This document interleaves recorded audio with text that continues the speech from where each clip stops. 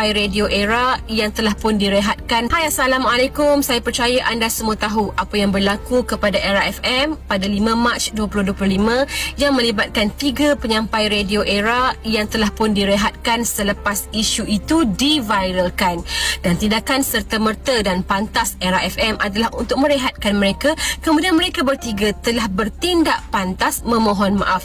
Cuma yang saya tidak setuju dalam perkara ini adalah untuk meminta maaf kepada ahli politik, kerana perkara ini melibatkan isu keagamaan yang mana permohonan maaf secara terbuka telah pun dibuat.